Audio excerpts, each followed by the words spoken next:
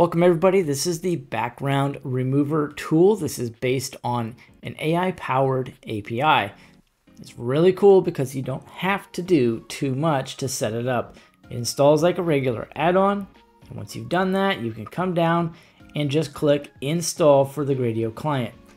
It should take somewhere between 5 to 10 seconds. This one's done. So now I can either close this or I can set my save folder. The save folder location that's here on the end panel is the same as this one. So you can just set it here. It will hold that in the preference for you, so you don't have to do anything. We're just gonna click storage, click a few different places and click accept.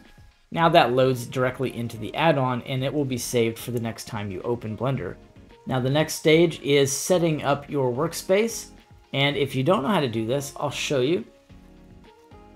You're generally gonna start with the outliner, the properties, and the 3D viewport.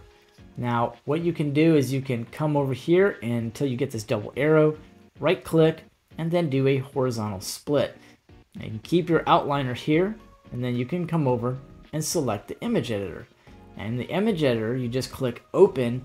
Let's go find the photo that we would like to remove the background for.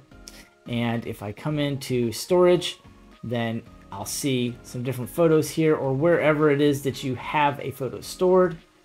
And here we go. So this is one that I want to use, and I don't need this background on here at all. It's actually holding up another project because once I imported this image into Blender, I was unable to really see it well as a reference image. So now that it's loaded, this is actually under the viewer node. So that's how it's going to load in the add-on. Now we'll see down here, bevel example JPG is loaded, and that is bevel example JPG. Just click this little icon right here that says remove BG. You click it one time, it's going to say running true, requesting background removal. Then depending on your PC, it'll take whatever time it takes, usually not too long, and now you have the background completely removed. And once that happens, I'll be able to pull this WebP directly into Blender and begin reference image modeling. I can hit Alt-R or something like that to clear out that rotation. I can rotate this at X on the 90, do whatever I want, and voila, now you've got a reference image directly in Blender, and you just remove the background. So now this is something you can kind of work with. And if you don't know the other things you can do, you can come down here to the data tab, turn on opacity, and you can kind of change that. You could even assign this directly over this object if you want to try to reference model it that way.